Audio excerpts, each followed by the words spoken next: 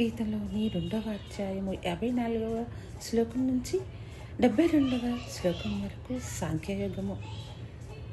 దీనిలో స్థిత ప్రజ్ఞత అంటే ఏ విషయంలోనూ, ఎట్టి పరిస్థితుల్లోనూ, ఎలాంటి విషయాల్లోనైనా సమతుల్యంగా బ్యాలెన్స్గా ఉండే వ్యక్తి, బ్యాలెన్స్ ఆఫ్ ది మైండ్గా ఎలా ఉండటం కోసం, స్థిత ప్రజ్ఞతతో ఉండటం కోసం శ్రీకృష్ణ పరమాత్మల వారు 54వ శ్లోకం నుంచి 72వ శ్లోకం వరకు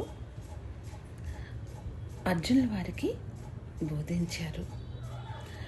ఈ 18 శ్లోకాలను కూడా గాంధీజీ ప్రతినిత్యము చదివేవారట.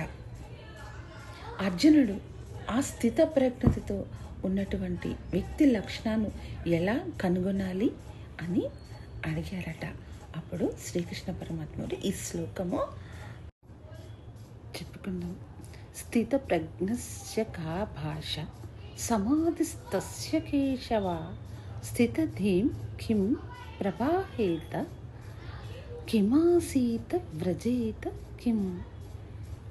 ఈ శ్లోకం యొక్క భావం, అప్పుడు అర్జునుడు కృష్ణుని ఇలా అడిగాడు: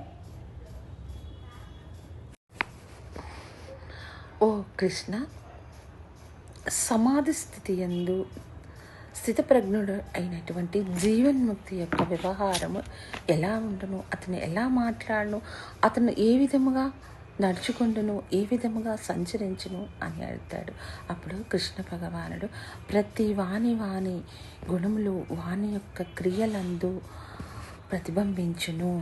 అజ్ఞాని యొక్క వ్యవహార కార్యములు తమోగుణము, రజోగుణము మరియు అపవిత్రతో కనిపిస్తూ ఉండును.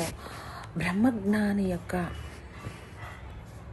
నిత్య వ్యవహారములందు డివైన్ దైవత్వము, శాంతి, పీస్, ప్యూరిటీ, పవిత్రత కనిపించుచు ఉండును అని కృష్ణ భగవానుల వారు చెప్తారు. కావున స్థిత ప్రజ్ఞత కలిగినటువంటి వ్యక్తి అతని యొక్క బుద్ధిని ఆత్మనందు స్థిరముగా నెలకొల్పగలుగుతాడు. అతను సుఖదుఖములందు, లాభ నష్టములందు సమత్వ భావమును కలిగి ఉంటాడు. కావున స్థిత ప్రజ్ఞతో అందరూ ఉండడానికి ధ్యానం చేసి ఆత్మజ్ఞానమును పొంది నిత్య వ్యవహారములందు శాంతిగా, ఆనందముగా, బ్యాలెన్స్ ఆఫ్ ది మైండ్గా ఉండాలి అని కోరుకుంటూ శ్రీకృష్ణ భగవానుల వారు చెప్పిన రీతిగా మరి అందరము ఉందామా? సర్వజన సుఖినో భవంతు. Thank you.